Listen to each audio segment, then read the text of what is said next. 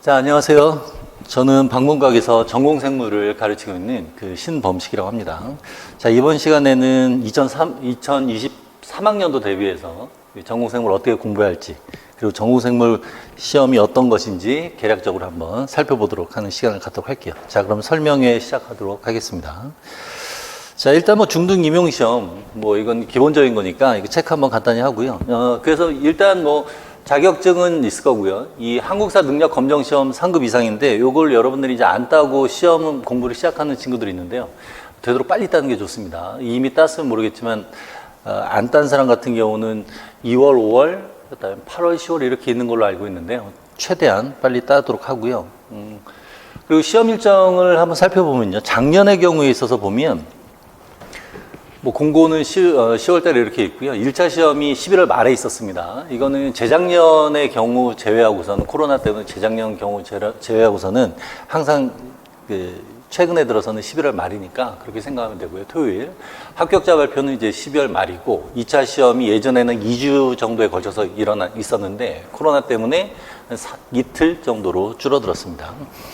그리고 이 2차 시험 같은 경우는 지원한 지역마다 그 시험 내용이라든가 시기 이런 것들이 다를 수가 있으니까 그런 것들은 나중에 참고해서 하면 되고요. 자, 그래서 이제 2월 달에 합격자가 발표되면 이제 서류들 준비하고 이제 학교에 갈 준비를 바쁘게 하면 되겠죠.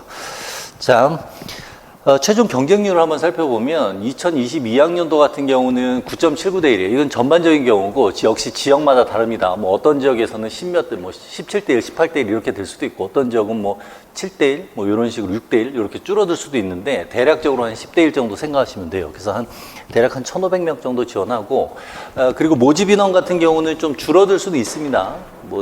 보통은 160명까지는 안 넘은 걸로 기억하고요. 최대한 150명대, 그 다음에 줄어들면 130명대인데, 각 지역마다 이것도 다르기 때문에 전체 인원은 큰 의미는 없고요. 여러분들이 지원할 곳 체크해서 이제 원서 접수 기간에 적정한 지역을 지원을 하면 되겠어요.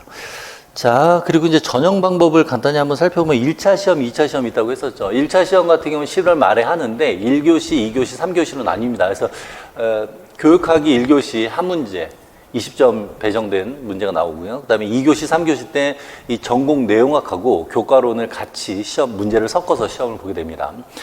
그리고 이제 시간은 90분이고요. 이 쉬는 시간은 대략 한 40분 정도 됩니다.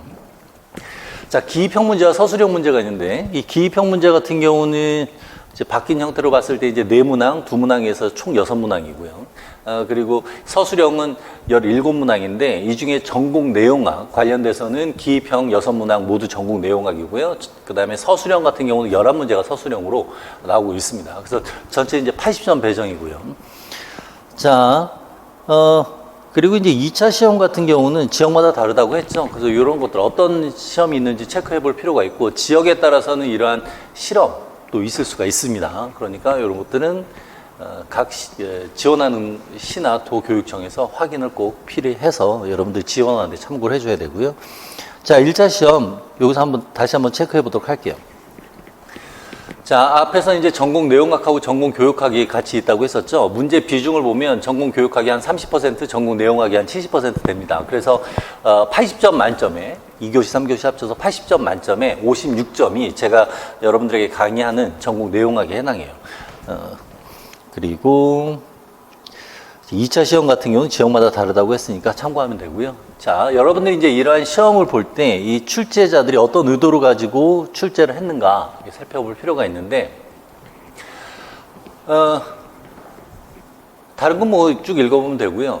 교육과정을 충실히 이수한 자면 풀 수 있다라고 했죠. 그러니까 문제가 지금 여러분들이 공부하기 전에 기출문제를 보면 이거 어떻게 풀지라는 생각이 들 수도 있지만, 여러분들이 1년 동안 충분히 공부를 하게 되면 충분히 풀 수 있는 문항입니다. 그러니까 너무 걱정하지 말고요.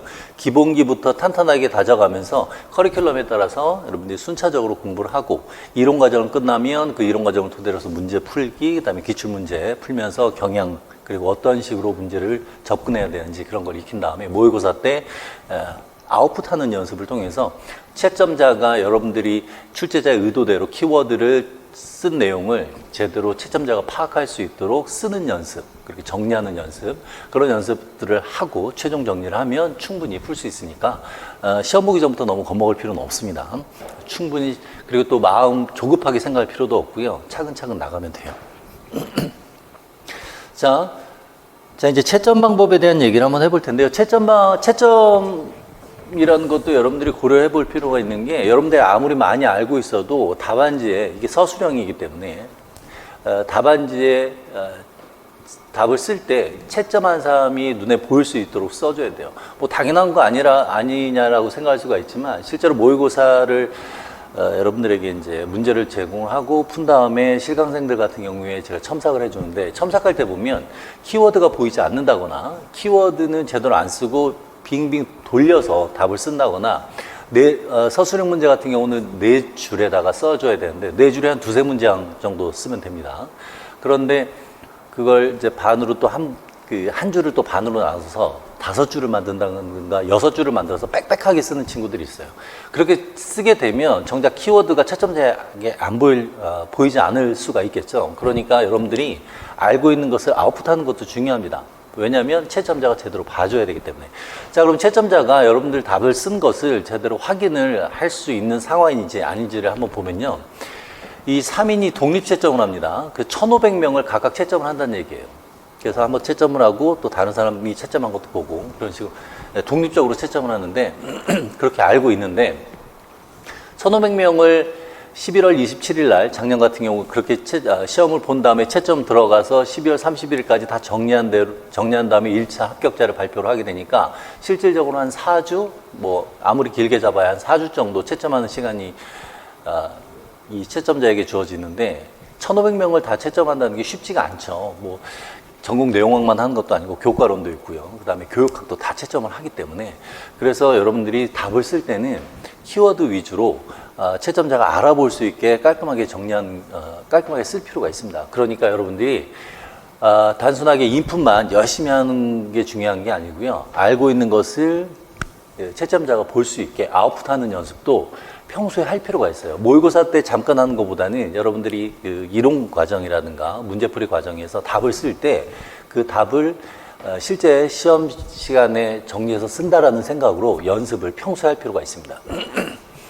자, 그러면 어떤 기작, 예를 들어서 기작 같은 것을 공부를 한다면 그 기작을 정리할 때 그 기작에 대한 이해가 돼 있으면요, 그 기작을 서술형으로 쓰는 거 어렵지 않습니다. 중요한 건 중간중간에 들어가는 어떤 용어라든가 효소 이름이라든가 뭐 그런 것들을 중간중간 외우기만 하면 되는 거예요. 그러니까 중요한 거는 처음부터 끝까지 모든 기작을 달달달달 외우는 것이 아니고요, 공부를 할 때 전체 기작을 이해를 하고 중간중간에 들어갈 만한 용어, 그다음에 단량체 이름, 효소 이름, 세포 이름, 그런 것들을 별개로 헷갈리지 않도록 이름이 비슷한 그러니까 용어가 이름이 비슷한 그런 용어들이 많기 때문에 헷갈리지만 않도록 조심해서, 그러니까 확실하게 여러분들이 숙지를 하고 연습하는 그런 시간을 갖도록 하고요. 그리고 글씨를 아주 잘 쓸 필요는 없지만 알아볼 수 있게 써야 되기 때문에 그런 것들도 평소에 연습하는 게 중요합니다. 왜냐하면 채점자가 여러분들이 쓴 내용을 못 보고 넘어가지 않도록 하기 위해서 여러분들이 평소에 연습할 필요는 있어요. 자, 이런 식으로 이제 채점을 하게 됩니다. 자, 그럼 이제 시험에 대한 전반적인 얘기를 했고요. 이제 여러분들이 공부하는 내용에 대해서 한번 살펴볼 텐데, 생물평가 영역, 교과론 아까 30% 정도 해당한다고 했었죠. 2교시, 3교시. 그리고 2교시, 3교시의 70% 정도, 대략 100점 만점에 56점 정도 차지하는 내용이 생물 교육학 내용이에요. 교육학 내용 보면 우리 생물은 분자 수준에서 이 지구 전체에 해당하는 내용까지 다 다룹니다. 그러니까 분자 수준에서 세포 수준에서 개체 수준, 그리고 개체군, 군집, 그리고 무생물적 요소까지 포함한 생태계를 다 다뤄요. 그러다 보니까 내용이 많죠. 그래서 이런 식으로 다양하게 나누면 정말 많아 보이고 복잡한데요. 이런 내용도 우리가 다 배워야 돼요. 그래서 순차적으로 차근차근 배워둘 필요가 있고요. 이렇게 전체적으로 보면은 이제 머릿속에 정리가 안 되기 때문에 이 생물 교육과 내용학을 크게 이제 네 영역으로 나눠서 생각해 볼 수가 있습니다. 그래서 이제 크게 네 영역으로 나눠보면 세포학, 유전학, 동물 생리학, 그리고 이 식물 생리학은 좀 동물생리학하고 다른 점이 있기 때문에 이 식물생리학 따로 구분해서 이제 우리가 배우게 될 거고요. 그다음에 생태학, 그다음에 분류와 진화 파트 이런 식으로 4개의 영역으로 크게 나눌 수가 있습니다. 그럼 이 4개의 영역 출제된 비율을 한번 살펴보면 대략적으로 세포학이 한 22%, 유전학이 27% 나왔어요. 2014년도. 그러니까 2009년도, 2013년도까지 5년 동안은 객관식이었다가 2014년도 때 다시 서술형으로 바뀐 겁니다. 그래서 이제 서술형으로 바뀐 이후에 2022년도까지, 작년까지, 그러니까 올해 시험 본, 올해까지죠. 올해 시험 본 해까지 전체적으로 한번 살펴보면 세포학, 유전학이 22%와 27%에서 대략 49%, 그러니까 절반 정도 되겠죠. 그리고 동물생리, 식생분진 파트가 또 51%에서 50%. 동물생리 파트 같은 경우는 배우는 범위는 상당히 많습니다. 왜냐하면 하나의 개체 내에 있는 기관계들을 모두 하나하나 다루고 생식과 발생, 면역 이런 것까지 다 다루기 때문에 범위는 넓은데 출제되는 그 비중은 적은 편이고요. 그다음에 식생분진 같은 경우는 세 파트죠. 범위는 적어요. 그런데 문제는 자주 출제됐습니다. 기존에. 그래서 전체적으로 봤을 때는 세포 유전학이랑 동물생리 식생분진을 합쳐서 구분을 했을 때는 절반 정도 되니까 여러분들이 이제 골고루 공부할 필요는 있습니다.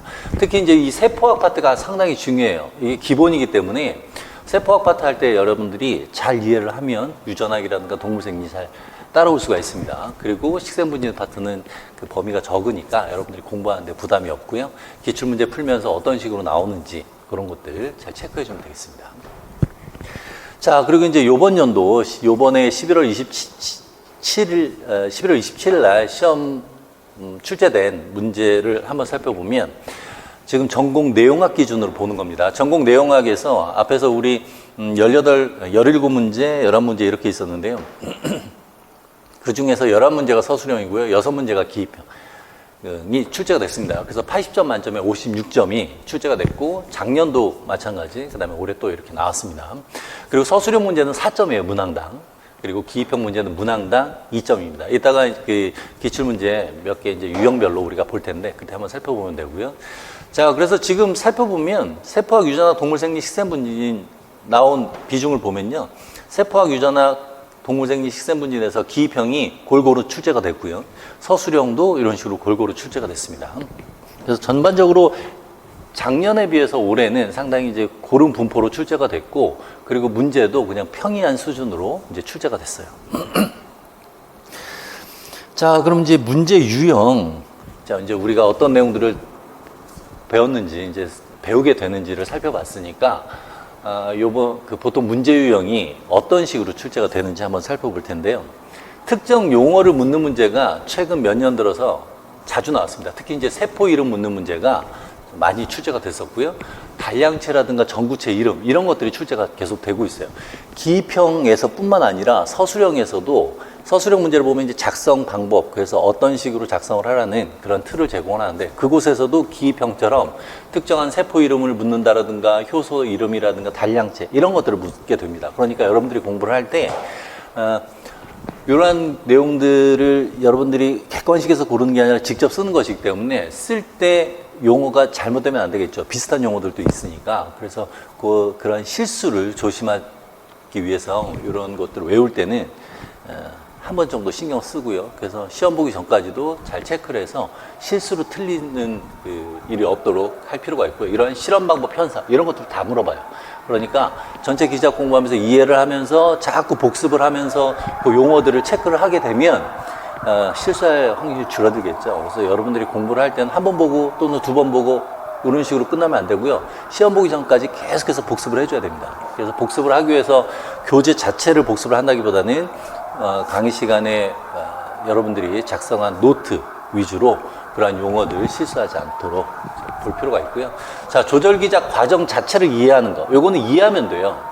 이거 기작 자체를 달달 외울 필요가 없습니다. 이해하면 서술형 만들 때 이러한 용어들을 집어넣어서 완성하면 되는 거니까 어렵진 않고요. 그리고 이제 기출된 문제를 변형하는 그런 형태들이 나올 수밖에 없겠죠. 그래서 보통 이제 임용 문제 같은 경우는 10년 전후의 문제들이 이제 변형돼서 또는 이제 그 내용이 좀 확장돼서 문제가 출제되고요. 미트 디트 피트 쪽에서도 이제 가끔 한두 문제씩 출제가 되는 경향이 있습니다. 근데 미트 디트 피트 문제 같은 경우는 좀 오래됐기 때문에 문제가 많아요. 그래서 그 문제를 달달달달 보기는 쉽진 않지만 이론 시간에 뭐 틈나는 대로 관련된 그런 문제들 이론 내용하고 같이 접목하면서 이런 문제들은 출제가 될 것 같다라는 것들은 체크해둬서 나중에 이제 확인 그림이라든가 그래프 같은 것들을 익혀두면 혹시라도 이런 문제들이 출제됐을 때 도움이 되겠죠. 그런데 시간 대비해서 효율성은 적어요. 그러니까 너무 디테일하게 하지 말고요. 좀 이제 개략적인 것을 본다. 이런 형태가 나올 수 있구나 정도로. 그래서 여러분들이 이론 내용에서 이런 것들이 미트 피트 쪽에서 문제가 출제됐으니까 이런 것들 이러한 어떤 용어라든가 이러한 기작들이 임용에서는 안 나왔지만 이번 23학년도 때 나올 가능성이 있겠구나 이렇게 체크해 두는 식으로 하고 확인해 주면 좋겠습니다. 자, 그다음에 이제 수식을 이용을 하는 문제도 있어요. 실제로 계산, 산수 문제도 있고요. 어떤 방정식 같은 걸 외우면 풀리는 문제가 있는데 그 방정식은 외워야 될 게 많지는 않습니다. 몇 개밖에 안 돼요. 그런 것들이 이제 기출문제 계속 기출됐던 거 확인해 주면 되니까 이런 것도 이제 수업 시간에 제가 이제 언급을 해 주니까 그때 그러한 수식 같은 거 몇 가지는 외울 필요가 있고요. 자, 그다음에 실험 해석하는 거. 요 실험 해석을 어렵게 생각할 수도 있습니다. 해석을 안 해본 사람이라면 또는 실험을 안 해보고 그것에 대해서 뭐 실험실에서 디스커션 같은 거를 안 해본 사람이라면 어려울 수 있는데 요 실험 같은 경우는 이 실험을 통해서 이론 내용이 만들어졌기 때문에 우리가 이론 내용을 공부할 때 이 이론 내용이 만들어지게 된 실험들을 중간중간에 언급을 하고 어떻게 접근을 하는지 계속 다룰 겁니다. 그리고 문제풀이라든가 기출문제 풀면서 어떤 식으로 이 실험 문제를 해석을 하고 그 결과를 도출해내는지 그 접근 방법 순서대로 이제 우리가 자꾸 다루게 되니까 수업 시간에 여러분들이 들으면서 이 실험을 스스로 이제 해석하려는 노력 또는 앞에서 언급한 대로 그 순서대로 해석을 하는 그 과정을 계속해서 그 머릿속에서 되뇌이면 충분히 해석하는데 어려움이 없어요. 그리고 문제가 그렇게 어렵진 않습니다.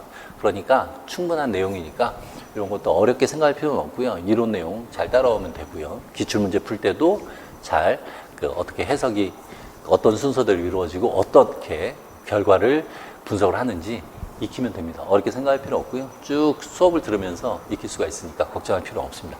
하지만 이제 이런 실험 해석 문제도 최근에 간간히 나오고 있어요. 그러니까 예전에 객관식 문제일 때는 문항수가 많다 보니까 실험 문제들이 종종 출제됐고 약간 출연형 문제도 있었다가 14년도 이후에 서술형으로 되면서 저러한 긴 문제, 실험 해석과 같은 실험 과정까지 있기 때문에 긴 문항인데 그런 문항이 안 나왔었는데 최근에 다시 나오는 경향이 있으니까요. 수업 시간에 실험에 대한 얘기를 할 때도 여러분들이 집중해서 들을 필요가 있는 겁니다. 자, 그다음에 이제 간혹 가다가 지역적인 문제들이 출제가 돼요. 이제 미기출 영역 같은 경우는 새로운 내용들을 이제 한두 문제씩 언급을 할 수가 있습니다. 그런데 그렇게 새로운 내용들을 기출되지 않았던 내용들을 언급을 할 때는 그렇게 디테일한 부분 나가지 않을까 걱정할 필요는 없고요. 요 지역적인 문제는 너무 지역적이라서 여러분들이 아까도 봤듯이 생물에 대한 범위가 상당히 넓습니다. 그래서 그 지역적인 거 하나하나 따지면서 공부를 하기에는 시간이 부족할 수도 있고요. 그러다 보니까 이러한 지역적인 문제를 너무 지역적인 문제에 신경을 너무 그렇게 쓰지 않도록 하세요. 여러분들이 보통 100점 만점에 커트라인이 70점대입니다. 72, 3점대. 뭐 문제가 쉬워도 80점은 잘 안 넘어요. 그러니까 이 지역적인 문제가 출제됐을 때 이 문제가 차지하는 비중이 워낙 적으니까요. 뭐 2점, 많아봐야 4점, 그 안에서니까 이런 거에 너무 신경 쓰지 말고요. 전체적으로 여러분들이 배우는 내용을 확실하게 여러분 것으로 소화를 시키면 충분히 커트라인보다 더 훨씬 좋은 점수로 받을 수 있다는 생각으로요. 공부를 그냥 기본적인 내용들 여러분들 알아둬야 되는 전체 틀에서 공부를 하고요. 이제 시간이 있을 때 이제 여러분들 전공서 같은 경우 쭉 한번 보다가 이런 것도 나올 법한데 그런 것들만 체크를 하면 되는데요. 지역적인 문제가 너무 지역적인 거라서 학생들 대부분이 상당히 씩씩거리는 시험 보고 나서 씩씩거리는 그런 내용들입니다. 여러분들 어차피 그 시험이라는 게 상대적인 평가니까 너무 그렇게 이런 것들에 얽매이지 말고요. 이 내용들, 위에 있는 내용들 것만 정확하게 여러분들이 완전하게 여러분 걸 소화시키면 충분히 합격할 수 있으니까요. 시험에 대해서 너무 어렵게 생각할 필요는 없습니다. 자, 그렇다면 방금 언급한 대로 문제 유형에 대한 얘기인데 어떤 식으로 출제되는지 간단히 몇 문제들 기출문제를 한번 살펴보도록 할게요. 자, 2020학년도하고 21학년도 한번 보는데 이러한 단량체, 전구체, 세포 이름, 효소 이름 이런 것들이 어떻게 나오는지 한번 봅시다. 자, 서술형뿐만 아니라 기입형에서 나올 수가 있는데요. 서술형 같은 경우 보면 작성 방법 틀에 따라서 여기 작성 방법에서 쓰라는 키워드만 넣고 문장을 만들면 됩니다. 그래서 문장은 대략 4점짜리인데 이게 4줄 제공되고요. 한 두 문장에서 두세 문장 정도에 걸쳐서 완성을 하면 돼요. 세포 이름 쓰라고 했죠? 호르몬 이름 쓰라고 했죠? 그렇게 써주면 돼요. 그리고 나서 관련돼서 설명을 해주면 됩니다. 역시 여기에서도 항상성 조절 기작 이런 것들도 우리가 이제 그림을 통해서 또는 뭐 전체 기작을 정리하는 것을 통해서 배우니까 그냥 쓰기 어렵지 않습니다. 내용은. 자, 그 다음에 여기에서도 보면요. 이거는 이제 작성 방법. 관련된 거예요. 이런 것도 우리가 다 배우는데 배울 때 어떤 실험 이름이 이제 많이 쓰이는 실험 같은 경우 그런 것들은 알아둘 필요가 있어요. 그래서 이런 것들도 그렇게 어려운 내용은 아니었습니다. 이게 2021학년도니까 작년 11월 말에 시험 본 내용이죠. 자, 그 다음에 조절 기작 과정 전체를 이해하는 문제가 있습니다. 자, 지금 이거는 이제 그 활주설인데요. 근수축이 어떻게 일어나는가에 대한 얘기인데 이게 이제 한동안 안 나오다가 이거 되게 기본적인데 출제는 되지 않았었어요. 그러다가 작년에 출제가 된 거죠. 그래서 뭐 문제는 긴데 내용은 별거 없습니다. 이 활주설이 워낙 기본적인 내용들이랑 그리고 저도 이제 이게 출제된다고 계속 강조를 했던 내용들이라 학생들도 공부를 하면서 그렇게 어렵지 않게 생각했던 내용들이고요. 뭐 이 명칭 이런 것들 다 쉬운 내용들입니다. 이것도 이제 다 간단한 내용들이고요. 이런 것도 마찬가지로 저 활주설을 배우면서 관련된 내용들이기 때문에 어렵지 않게 쓸 수가 있어요. 그래서 기작을 이해를 하면 그 중간중간에 나오는 여기서 나오는 것처럼 명칭 몇 가지 한두 가지 그런 것만 알아두면 전체 기자 그냥 술술술 여러분들이 이해한 대로 그냥 문장만 만들면 돼요. 자, 그 다음에 기출문제 변형된 형태를 한번 볼 텐데 일단은 미트 디트 피트 쪽에서 출제됐던 거 대표적인 거 한번 보도록 할게요. 워낙 똑같이 만든 거 있어가지고 요거 말고 또 같은 2017년 학년도에 또 그 미트 쪽에서 미트 문제 중에서 이제 2009년도인가 그때 나온 그 문제하고 똑같이 그래프 나온 적이 있습니다. 17년도에 그렇게 똑같은 문제를 출제를 했었는데 여기서 보면 피트가 8월 달에 시험 봤고요. 똑같은 2017년도에 그 임용에서 11월 달에 똑같은 그래프로 문제를 낸 거예요. 그러니까 이러한 문제가 한두 문제가 간혹 있을 수 있습니다. 그래서 이제 그러니까 미트 피트 문제를 이제 시간이 허락하는 하에서 여러분들이 이렇게 미리 한번 정도 보면서 이런 그래프 보면 그래프 나오기 좋잖아요. 그래서 임용 연계해서 이런 그래프 나올 법한다 그러면 체크해두고 이 그래프가 의미하는 바만 여러분들이 잘 이해를 하고 넘어가면 된다는 얘기예요.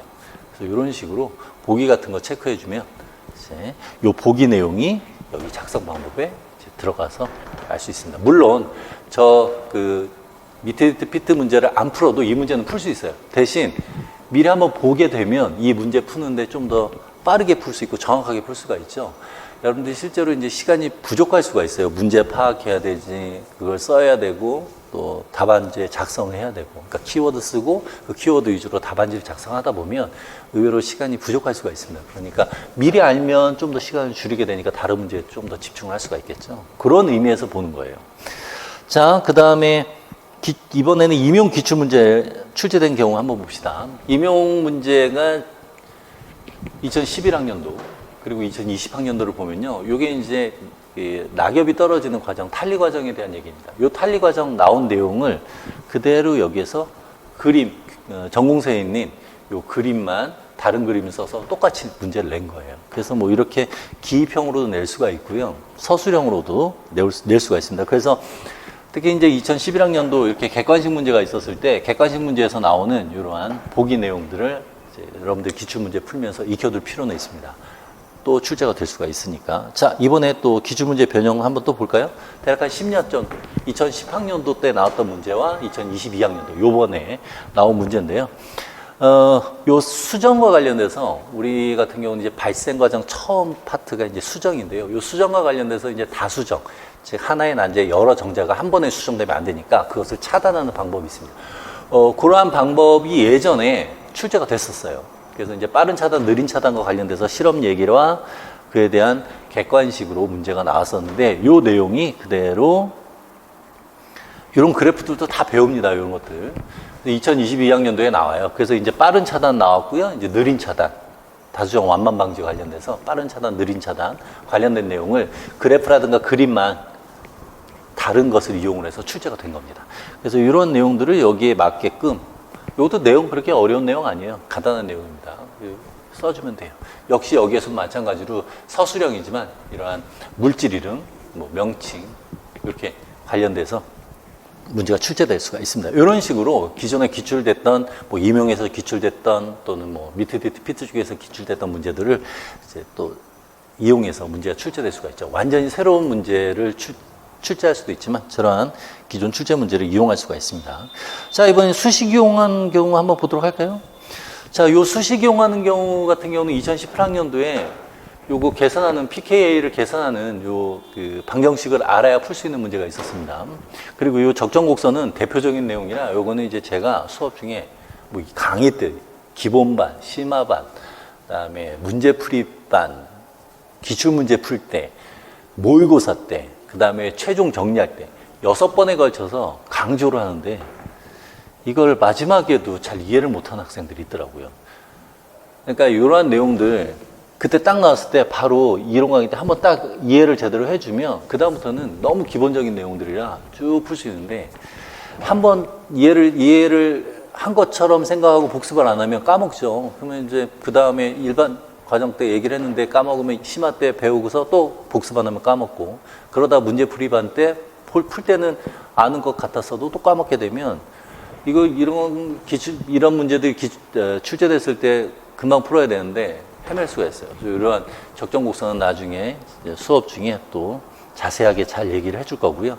이때 이제 이 PKA라고 하는 요 지점에 요 PK1, 2 요것을 구하는 식이 있는데 그 식이 2014년도 서술형 문제로 바뀌었을 때 아예 식 자체를 쓰라는 기입형 문제가 나왔었습니다.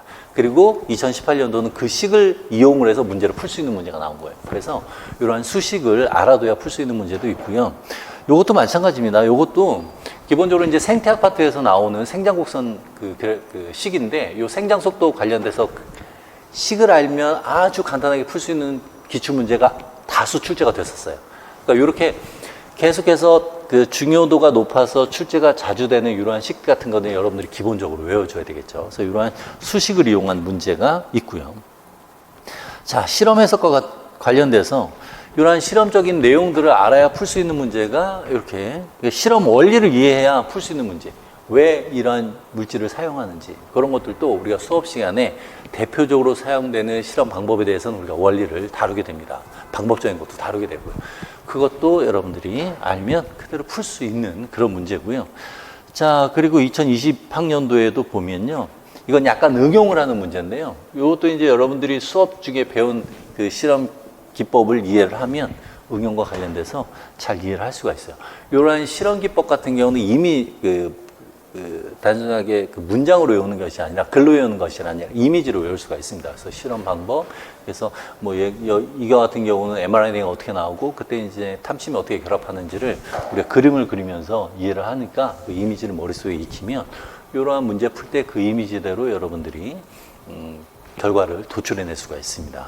그래서 이런 문제 같은 경우는 좀 시간이 걸리겠죠. 아무래도 이런 데서는 시간이 걸리니까 이런 데서는 시간을 좀 더 할애하는 것이고 좀 전에 본 이러한 문제들 수식 이용하는 이런 문제들은 바로바로 풀어주는 거고요. 그렇게 해서 여러분들이 시간 배합을 하면 됩니다.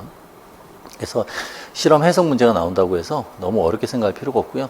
자, 이런 식으로 요거는 2021학년도 최근에 이런 좀 문제가 이렇게 긴 문제들 이런 문제들이 나왔어요. 그리고 이 제한 요소 같은 경우도 2000년대 초반에는 문제가 종종 나왔습니다. 단순한 형태로. 근데 제한 요소 가지고서 또 문제를 냈는데 요 제한 요소가 지금 이제 PCR을 할 때 양쪽 프라이머를 작성을 할 때 이제 이 절단할 때 제한 요소를 쓰는데 절단하는 방법에 있어서 일반적이지 않은 방법에 대한 문제가 나온 거예요. 근데 이러한 일반적이지 않은 문제가 실험실에서는 상당히 자주 일어납니다. 그래서 그러한 실험실에서 자주 일어나는 그러한 그 실험적인 해결 방법을 문제로 출제된 건데 이것도 우리가 수업 중에 다 언급을 하기 때문에 응용을 해서 이제 푸는 문제였어요. 어렵게 생각할 필요 없고요. 이런 것들 다 우리가 또 문제풀이 하면서 다 다루니까 이거 뭐야 헷갈려 막 이렇게 생각할 필요는 없습니다. 여러분들이 충분히 풀 수 있는 그러한 실험 문제니까. 자, 그다음에 이제 지엽적인 문제, 특히 이제 요 열매와 관련돼서 문제가 나와가지고 학생들이 씩씩거렸죠. 이런 것들. 그리고 이런 지엽적인 문제 나오는 건요, 그렇게 비중이 크지 않습니다. 그러니까 너무 어렵게 생각할 필요는 없고요. 이런 거에 너무 신경을 많이 쓸 필요는 없고요. 이런 게 나올 수도 있구나 정도로 생각하면 되겠습니다. 자, 그럼 여기까지 우리가 기출문제 어떤 유형으로 나오는지 봤죠. 그래서 이러한 내용들이 나오게 되니까 여러분들이 공부할 때 뭐 이건 안 나오겠지 이렇게 생각하지 말고요.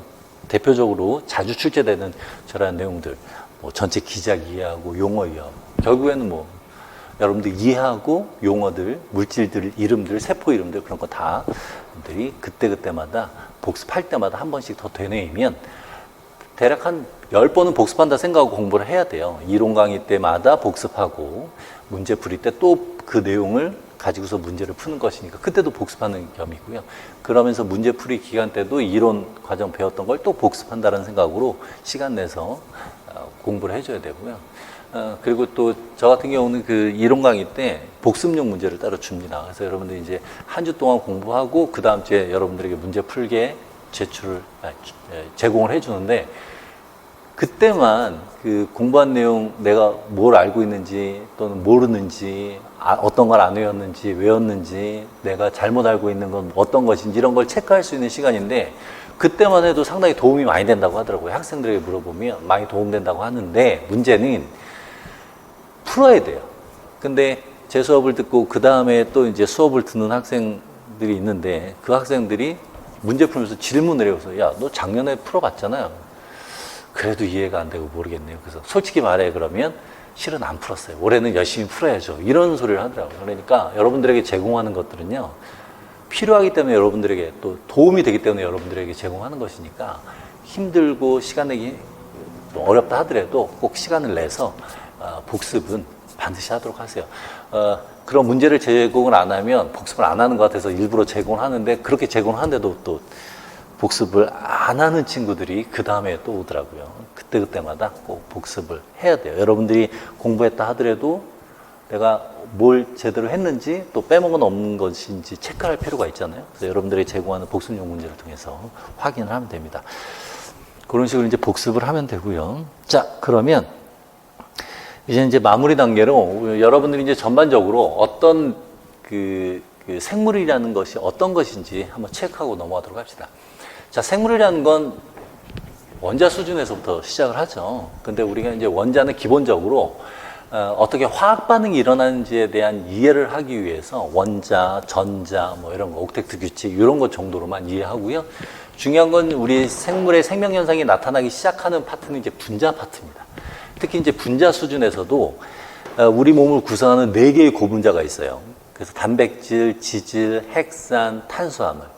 요게 4개의 고분자가 우리 전체 몸을 대부분 구성하는 것이죠. 그러면 우리 몸을 구성하고 여러 가지 생리적 기능을 담당하고 있기 때문에 당연히 저 고분자가 어떤 것이 있고 어떤 기능이 있고 왜 그러한 기능을 갖게 되는지에 대한 정확한 이해가 있어야 생물에 대한 이해를 할 수가 있어요. 그렇게 생물에 대한 이해가 있어야 기작을 배울 때 그 기작이 직관적으로 이해가 됩니다. 생물에 대한 이해가 없이 생물을 단순하게 사물처럼 생각을 하게 되면 생물 현상에 대한 이해가 제대로 안 되기 때문에 그 기작이 이해가 안 돼요. 수업 들을 때는 그렇구나 하다가도 나중에 이제 복습 안 하고 1, 2주, 뭐 한두 달 뒤에 공부하려고 하면 머릿속에 받아들이지 못하는 거예요. 그러니까 가장 중요한 게 요 분자입니다. 고분자. 보통 이제 요 고분자는 생화학 파트에 해당하죠. 생화학 파트 하면 학생들이 어려워하게 생각하는 학생들이 있고요. 분자 수준에서 다루니까 어렵다라고 생각하는데 안 그렇습니다.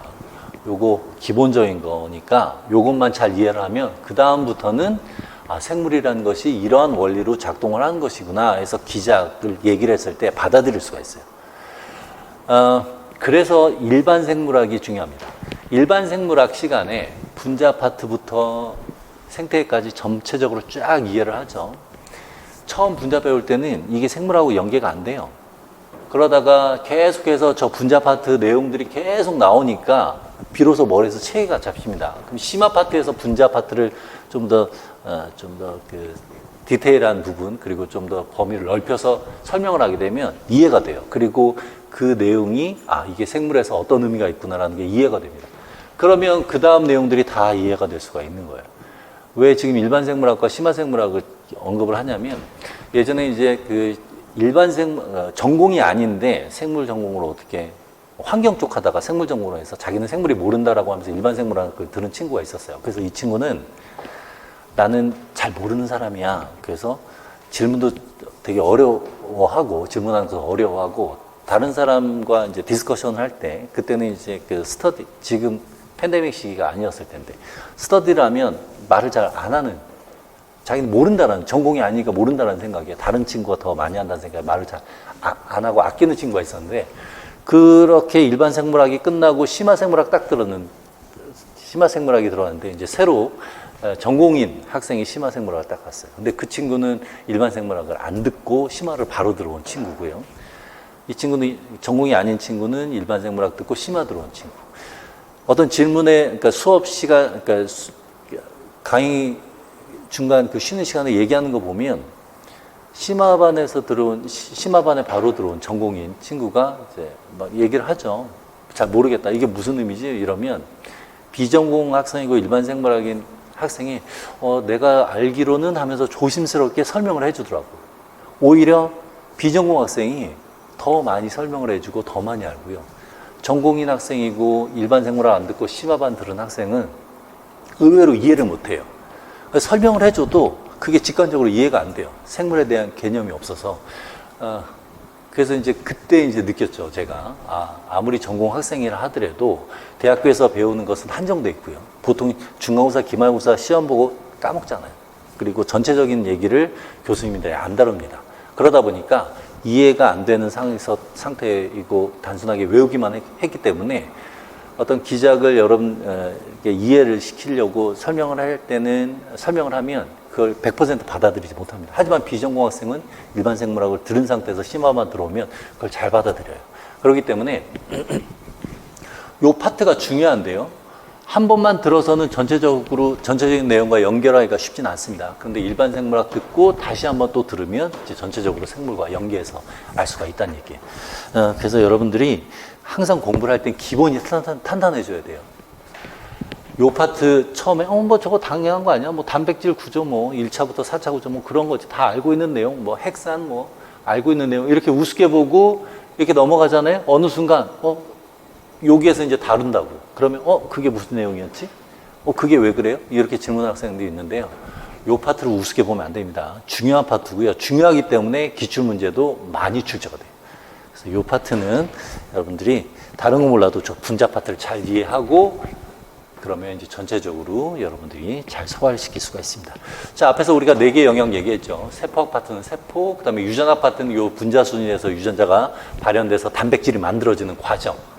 그러니까 여기까지고요. 그 다음에 동물 생리, 식물 생리 파트, 요 개체까지고요. 이제 동물 생리학 따로, 식물 생리학은 생태 분류 지나고 묶어서 합니다. 자, 개체 이후부터는 여러 개체들, 즉 개체가 하나의 생물이죠. 생물체. 그 생물체들의 관계, 어떠한 상호작용을 하는지 군지까지가 생물이고요. 생태계는 무생물 포함입니다. 그래서 생물까지의 상호작용, 무생물과 생물과의 상호작용, 이 전체적인 내용을 배우게 됩니다. 자, 이렇게 해서 여러분들이 생물학 어떤 걸 배우는지를 알고 시작을 해줘야 돼요. 자, 이렇게 해서 생물학을 하게 되고요. 앞에서 좀 전에 언급했던 대로 일반 생물학부터 커리가 시작됩니다. 그래서 2개월 정도에서 끝내고요. 심화 생물학은 내용이 이제 포괄적으로 그리고 좀 더 심도 있는 내용을 다루기 때문에 4개월에 걸쳐서 일반적인 그 커리큘럼들이에요.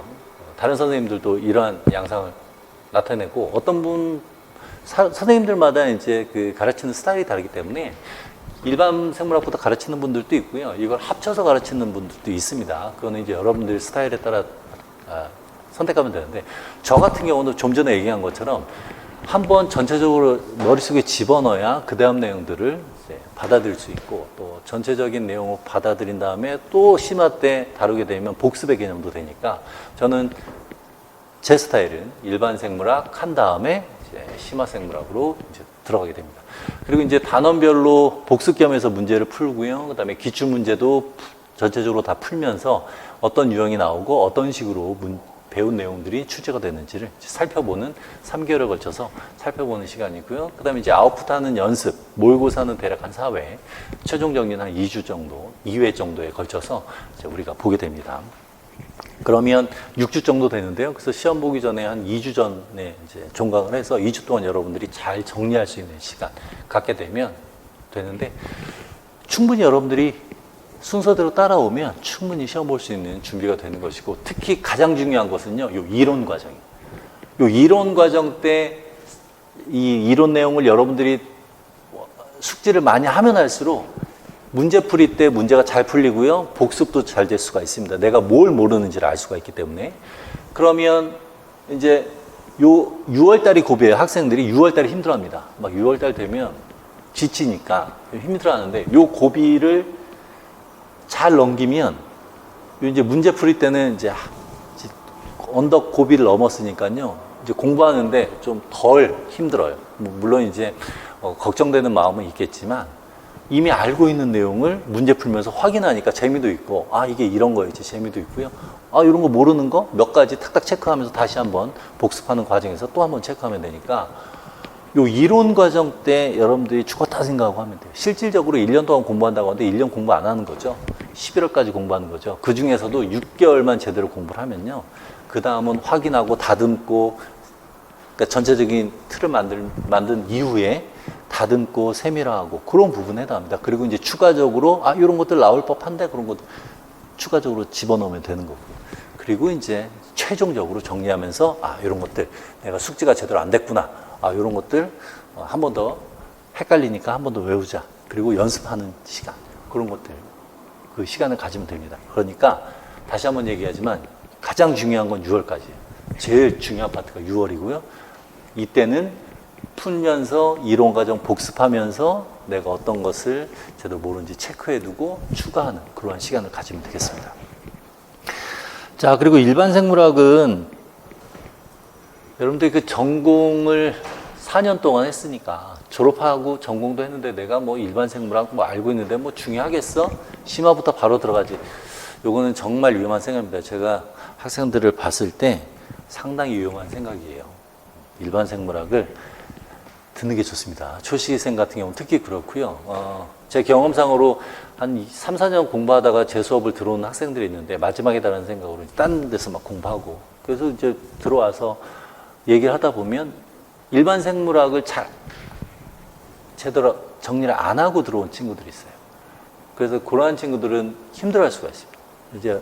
그래서 이제 그 친구들 이제 질문하면 관련돼서 얘기를 해주는데, 그러면 성적이 오르는 게 눈에 보이죠. 뭐 전공 내용학 관련돼서 뭐 30점대였다가 원래 56점이니까 50점 전으로 그러니까 뭐 45점, 50점은 맞아줘야 되겠죠. 그런데 30점밖에 안 나온다고, 몇 년간 했는데 안 나온다고. 그 원인은 뭐냐면요, 기본이 안 잡혀 있어요. 그러니까 심화 배울 때 이해를 하는 게 아니라 그냥 외우기만 합니다. 근데 워낙 많은 양이니까 단순하게 외워서는 문제를 못 풀어요.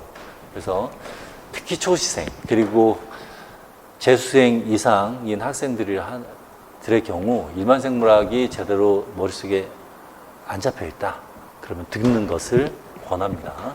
차근차근 나가는 게 중요합니다. 물론 일반 생물학은 재수 말고 다른 분들도 있으니까 여러분들이 선택해서 하는데 필요해요. 이거는 제가 여태까지 하면서 제일 절실하게 느낀 게, 학생들 기본이 너무 안 돼 있는 친구들이 많다라는 걸 느꼈기 때문에 여러분들에게 2개월이라는 시간을 투자를 하기를 권하는 겁니다. 자, 요 정도 하고요. 자, 근데 이제 학습 방법 한번 보도록 해봅시다. 여러분들 이제 공부를 하다 보면 어떤 친구들은 노트 정리를 안 하는 친구가 있어요. 교재만 가지고 교재 위에다 쓰는데, 그 당시에는 뭐 편할 수는 있지만요, 나중에 모의고사 문제풀이 요 시기에 계속해서 복습을 해야 된다고, 이론 과정 복습해야 줘야 되는데, 그때 체계가 안 잡히게 됩니다. 머릿속에 대단원, 소단원, 소제 뭐 이런 것들이 딱딱 잡혀야 되는데 안 잡히고요. 표시를 해뒀을 때 눈에 딱 안 들어요. 그러다 보니까 나중에 정리할 때를 생각해서 노트를 작성할 필요가 있습니다. 어, 저는 노트를 여러분들에게 이제 제공을 해요. 왜냐하면 이제 수업 시간에 안 쓰는 친구들이 있더라고요.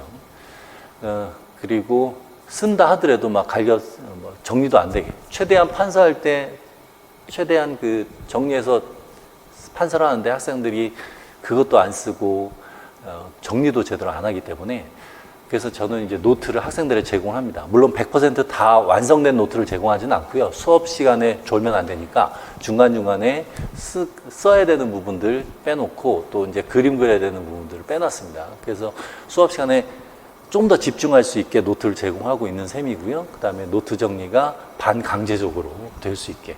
그래서 여러분들이 수업 시간에 필요한 부분들, 적어야 되는 부분들만 일부 적고 수업에 좀 집중할 수 있고 나중에 정리할 때 필요하기 때문에 노트를 제공하는데 여러분 나름대로 또 노트를 만들 수도 있죠. 그래서 이론 강의 때는 힘들어도 노트를 여러분들이 작성을 하는 게 좋습니다. 나중을 위해서. 자, 그리고 이해를 하면요. 암기할 내용이 줄어들어요. 이해를 했기 때문에. 그래서 잘 외워지지 않는 용어들. 그런 것들만 몇 개 외우면 되는데요. 그러한 용어들 헷갈리는 건 반복하면 자연스럽게 받아들여지게 됩니다. 그런데 단순하게 머릿속으로만 그 용어들을 외우지 말고요. 말을 하세요. 자기 방에서 공부할 때 말을 하면서 외우면 생각이 가물가물할 때 이 말로 하게 되면 입 모양으로 기억이 날 수가 있으니까 그런 식으로 반복 학습. 다른 건 몰라도 반복 중요합니다. 10번 이상은 해줘야 돼요. 시험 보기 전까지는. 이론 과정에서도 서너 번에 걸쳐서 반복을 하면 되고요. 특히 이론 공부를 할 때요. 한 주 동안 배운 내용을 그 다음 주에 복습하고 끝나는 게 아니라 그 다음 주가 됐을 때 그 전주 복습을 하면서 그 전전주 것까지 같이 복습을 하면 됩니다. 그럼 전전주 거 복습을 하게 되면 복습을 2번 한 셈이 되니까 복습할 때 이만큼 걸렸던 시간이 이렇게 줄어들어요. 그 다음 주에도 또 한 번 보게 되면 더 줄어들고요. 그런 식으로 계속해서 반복하는 그런 복습을 할 필요가 있습니다. 자, 스터디 그룹은 지금 단계에서 힘들죠. 팬데믹이 있기 때문에. 그래서 요거는 좀 아쉬워요. 그래서 뭐 할 수 있으면은 하는 게 좋아요. 왜냐하면 다른 사람에게 말을 하면서 머릿속에 정리가 되기 때문에. 다른 사람을 가르친다는 건 자기가 알고 있어야 가르치고 체계적으로 머릿속에 정리되어 있어야 가르치는 것이기 때문에 단순하게 머릿속에 내가 공부했으니까 요만큼 알고 있다라고 생각하지만 그걸 다른 학생에게 얘기를 하게 되면 내가 이 부분이 막히네? 뭐가 잘못됐지? 내가 뭘 이해를 못하고 있지? 이걸 받아들일 수가 있습니다. 그래서 스터디 그룹을 하면 좋은데 지금은 어떨지 모르겠네요. 지금 상황에서는 좀 힘드니까. 뭐 여력이 된다면 할 수 있으면 하는 게 좋겠죠. 자, 그다음에 이제 기출문제 분석은 뭐 나름대로 미리 하는 것도 좋아요. 내가 나중에 문제 풀이 때 기출을 풀면서 분석을 해주는데 나름대로 기출문제를 정리하는 것도 괜찮고요. 예전에 초시생 그러니까 초시인데 대학교 졸업을 했나 4학년이었던 학생이 초시 합격을 했거든요. 근데 그 친구가 제가 이제 기출문제 분석해서 정리하면은 스스로 정리하는 것이니까 좋다라고 했더니 그걸 진짜로 했더라고요. 그래서 그때 스터디 그룹을 짜줬었는데 그 스터디 그룹 조원들에게 또 나눠주기까지 했었대요. 그러다 보니까 이 친구는 처음에는 정말 일반반 들을 땐 기본이 안 돼 있는 수준이었는데 그냥 하라는 대로 열심히 따라하다 보니까 나름대로 분석도 되고요. 분석하면서 이제 공부도 되고요. 내가 어떤 파트를 배웠어. 그래서 이 친구는 한 번에 됐어요. 그리고 1차 끝나고 왔었는데 실수로 2문제인가 3문제를 틀렸대요. 한 6점에서 8점 정도는 실수로 틀렸다고 하더라고요. 너 어떻게 그랬더니 그래도 1차 커트라인에 비해서 여유 있어요 이러더라고요. 그러더니 서울에 합격해서 30분 거리, 자기 집에서 30분 거리 학교 이제 다닌다고 나중에 또 와서 얘기를 했었죠. 그러니까 여러분들이 그 이론 강의 할 때는요, 좀 힘들더라도, 귀찮더라도 이런 것들을 스스로 할 필요가 있습니다. 그리고 이제 시간이 좀 부족할 것 같다. 그러면 뭐 나중에 못하는 친구들을 위해서 나중에 또 기출문제 풀면서 분석하니까 그 분석을 통해서 어떤 내용들, 어떻게 공부를 해야 되고, 어떤 파트가 중요한 파트구나. 그리고 10년 정도 동안 한동안 안 나왔으니까 이런 파트들이 나오겠구나. 그런 것들을 여러분들이 정리한 노트에다 표시를 해두면 또는 포스트잇 같은 걸로 표시해두면 나중에 정리를 할 때 훨씬 더 효율적으로 공부를 할 수가 있겠죠. 자, 그리고 이제 그 기본서, 이게 일반 생물학에서 캠벨 기본서를 쓰는데 캠벨 책 같은 경우 이렇게 두껍죠. 요거를 정독을 한답시고 뭐 예전에는 뭐 4번 정독했는데도 안 됐어요 하면서 나한테 온 친구가 있었는데 정독하는 건 시간 있을 때 정독하는데요. 레이스가 시작되면 정독하는데 시간을 뺏길 수는 없습니다. 이만큼을 혼자 읽는다고 그게 이해가 되는 게 아니에요. 하나의 문장이 어떤 의미가 있는지, 뒤에서 나오는 내용과 어떻게 연계되어 있는지를 아는 게 필요하기 때문에 정독한다라는 개념을 공부를 하면서 이해가 안 되는 부분이 있을 때 그 내용들을 전체적으로 서술형으로 되어 있는 그 캠벨 책을 쭉 한번 읽어본다라는 의미로 해야지, 처음부터 끝까지 몇 번을 정독해야지 이거는 시간상 힘들어요. 그리고 하다 보면 지칠 수도 있고요. 그래도 특정 부분들, 그런 부분들을 정독하는 건 좋고요. 전공서 같은 경우는 각 그 파트별 전공서는 갖고 있을 텐데, 그런 것들은 역시 이제 기본서처럼 특정 부분을 볼 수 있는데요. 너무 방대하죠. 그래서 이제 주로 볼 때는 그래프, 그림 위주로 보는 게 좋습니다. 그래서 이 그림이 어떤 의미, 그래프가 어떤 의미. 왜냐하면 기출문제에서 출제가 될 때는 그림이나 그래프를 제공하면서 출제가 되기 때문에 그러한 그래프가 의미하는 것만 잘 이해하고 있어도요, 문제 푸는데 좋겠죠. 특히 이제 그림 아랫부분, 그래프 아랫부분에는 이제 그 그림 또 그래프에 대한 설명이 있으니까 그런 내용들을 파악을 해서 이론 내용과 같이 연계해서 알고 있으면 좋습니다. 그래서 여러분들 이제 학습 방법이 이게 기본적인 거예요. 이 기본적인 거니까 이러한 기본적인 것 플러스 여러분들 나름대로도 관련돼서 추가적으로 하면 좋은데, 뭐 물론 이제 시간 체크라든가 뭐 이런 것들이겠죠. 다른 건 몰라도요, 요거는 필요합니다. 다른 건 몰라도 특히 반복학습, 요건 중요해요. 그리고 요 이해 없이 단순하게 외워서는 안 됩니다. 최대한 이해를 하고 넘어가도록 해야 돼요. 자, 이렇게 이제 학습 방법을 봤고요. 자, 그래서 여러분들이 이제 여태까지 보면 임용시험이 어떤 것인지, 그리고 어떤 내용들을 배우는지, 출제 경향, 그리고 어떤 내용들을 배우는지에 대한 얘기를 했고요. 1년 동안 어떤 식으로 공부해야 되는지에 대한 얘기를 했습니다. 자, 그런데 수업을 동일한 장소에서 동일한 그 스타일로 공부를 합니다. 그리고 동일한 내용을 배워요. 근데 어떤 학생들마다 성적 차이가 아주 다양해요. 그 모의고사 볼 때도 보면 답 쓴 거 보면 아주 차이가 많아요. 특히 제일 안타까운 건 지각 한 번 안 하고, 결석은 당연히 안 하고, 지각 한 번 안 하고 수업 시간에 졸지도 않던 학생인데 모의고사 때 56점 만점에 막 20점. 이렇게 나온 학생들 보면 마음이 아파요.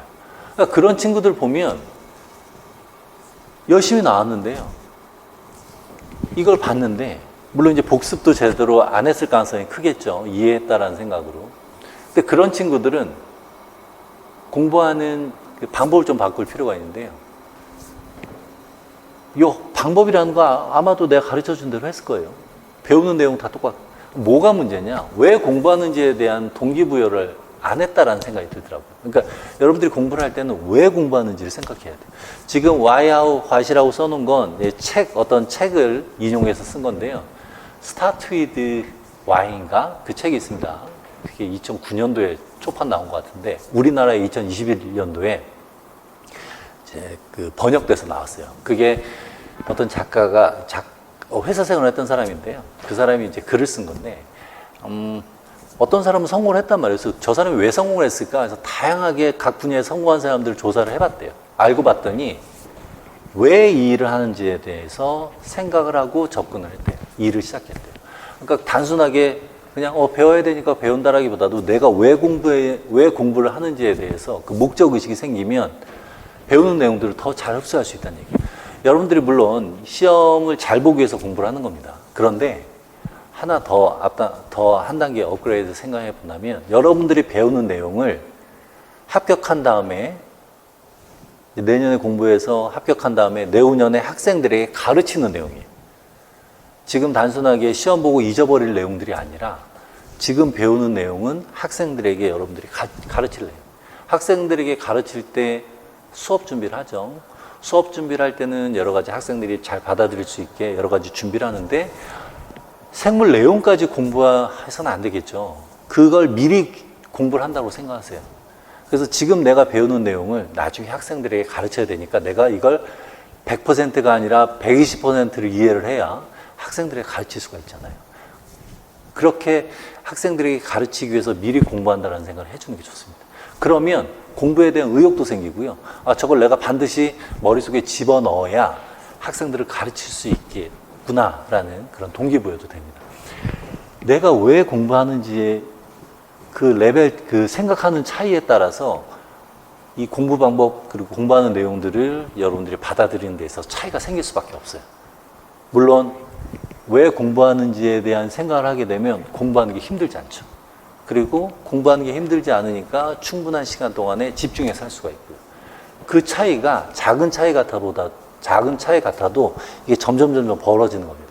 그래서 어떤 친구는 초이생에 바로 합격하는 경우고요. 어떤 친구는 몇 년을 해도 안 되는 게, 내 생각에는 이런 방법적인 차이, 뭐 내용이야 다 거의 비슷하니까 방법적인 차이가 있을 수는 있지만 좀 더 자기가 이 공부하는 것을 받아들이기 위한 동기부여를 하는 방법, 동기부여를 어떻게 하느냐에 따라 차이가 있는 것 같아요. 여러분들이 그런 얘기 있죠. 벼룩이 대략 한 1m 정도 뛴다고 해요. 그 벼룩을 병에 가두잖아요. 그럼 벼룩이 뛰다가 자꾸 머리에 부딪히죠, 뚜껑에. 그래서 그 뚜껑을 열고 벼룩을 이제 밖에 내놓으면 1m 뛰던 애가요, 그 병 높이밖에 못 뛴다고 해요. 왜냐면 뛰다가 보면 머리에 부딪힐 거라는 생각이에요. 그러니까 자기 자신의 한계를 특정 지어버리는 거죠. 자, 시험만 합격해야 하면 된다라는 생각으로 공부를 하는 학생은 그 정도 수준만 받아들입니다. 그런데 이 내용을 나중에 내 학생들에게 가르친다라는 생각으로 공부를 하게 되면 배우는 걸 100% 받아들여야 되고 그거보다 더 알고자 하는 욕구가 생기기 때문에 훨씬 더 많은 내용들을 받아들일 수 있어요. 그러면 시험 볼 때 100% 준비한 학생과 시험 내용 관련돼서 80% 준비한 학생과 150% 준비한 학생이 시험 본다면 당연히 150% 준비한 학생이 문제를 더 잘 파악하고 더 빠르게 정확한 키워드를 이용해서 답을 작성할 수가 있겠죠. 그리고 공부하는 시간도 덜 힘들죠. 내가 필요에 의해서 하는 것이니까. 그래서 여러분들이 공부를 할 때는요, 배우는 내용도 중요하고 공부하는 방법, 뭐 이해를 하고 또 뭐 노트 작성하고 반복학습 이런 것도 중요하지만 공부할 때 집중할 수 있기 위해서는 내가 왜 공부하는지를 여러분들이 1월부터 레이스 시작할 텐데 그 레이스 시작하기 전에 먼저 생각을 하고요. 레이스 시작한 다음에도 계속해서 좀 힘들 때마다 내가 왜 공부하는지 자꾸 동기부여를 하도록 하세요. 아, 이건 내가 내 인생에 있어서 가장 중요한 시기니까 1년만 꼭 참아보자. 그리고 내 학생들을 위해서 미리 공부하는 것이니까 지금 내가 배우는 내용을 내가 120% 받아들일 필요가 있다. 그래서 내가 지금 공부하는 것. 그런 식으로 자꾸 자기 최면을 걸도록 하세요. 그러면 좋은 점수가 나올 수가 있겠죠. 좋은 결과가 나올 수가 있으니까요. 이런 것도 물론 하위 단계에 있는 이것도 중요하지만 가장 상위 단계로 중요한 건 왜 공부하는지. 그래서 공부하기 전에 여러분들이 1월부터 이제 시작을 하기 전에 12월 달 남은 기간 동안에 주변 정리를 하도록 하세요. 뭐 못했던 거, 꼭 하고 싶었던 거, 그런 거 빨리 해버리고요. 친구들한테도 자주 만났던 친구들 있으면 앞으로 나는 1년 동안 뭐 만나는 걸 좀 자제해야겠다. 뭐 여자친구도 마찬가지고요. 또 가족에게도 내가 가족 일에 좀 참여를 못한다 하더라도 좀 이해를 해달라. 또 책상 정리라든가 이런 것들을 쫙 정리를 하도록 하세요. 12월 남은 기간 동안. 그리고 1월부터는 집중할 수 있도록, 다른 일에 신경 쓰지 않을 수 있도록. 어떤 친구들을 보면 이제 시작했는데 뭐 무슨 일이 있어서 뭐 특정 날은 제가 좀 일찍 집에 가야 됩니다. 이런 1시간 일찍 먼저 가도록 할게요. 이런 얘기를 하는 친구들이 있는데 어쩔 수 없으니까 그러겠죠. 근데 좀 안타깝죠. 집중을 하면 더 좋은 결과가 나올 수 있는데. 그러니까 여러분들이 최대한 집중할 수 있도록 주변 정리를 잘 하고 배우는 내용을 그대로 따라오면 충분히 좋은 결과 나올 수 있습니다. 특히 이제 뭐 다른 데서 뭐 임용고시다, 3, 4년 정도 할 수도 있는 거다, 한 번에 붙는 건 힘들다, 이런 소리는요 다 버리세요. 머릿속에서 다 버리고요. 1년 안에 합격하는 친구들 많습니다. 그래서 그렇게 1년 안에 합격을 하는 친구들 많이 봤으니까, 특히 그런 친구들이 처음부터 생물학에 대한 지식이 아주 많은 친구들도 아니에요. 일반 생물학 들으면서 질문한 거 보면 되게 기본적인 것도 안 돼 있는 친구들인데 점점 실력이 쌓아지는 게 보여요. 질문하는 그 퀄리티도 높아지고. 그런 친구들 바로 1년 만에 합격해서 찾아오고 서로 웃으면서 얘기하고 뭐 이렇게 할 수 있으면 좋잖아요. 그러니까 여러분들도 1년 안에 반드시 합격할 수 있다는 생각으로 짧고 굵게 바로 합격한다. 이런 생각으로요. 1년 안에 끝내버립시다. 자, 지금까지 여러분들에게 뭐 시험에 대한 얘기, 어떤 내용을 공부하는지, 어떻게 공부해야 되는지에 대한 얘기를 했는데, 여러분들이 내년에 뭐 저와 만날 수도 있고 안 만날 수도 있지만 정말 좋은 결과가 있을 수 있도록 하면 있으면 좋겠어요. 특히 코로나 이 팬데믹 시기에 공부하는 사람들이 모두 힘든 시기입니다. 공부하는 데 있어서 뜻대로 이제 안 될 수도 있고요.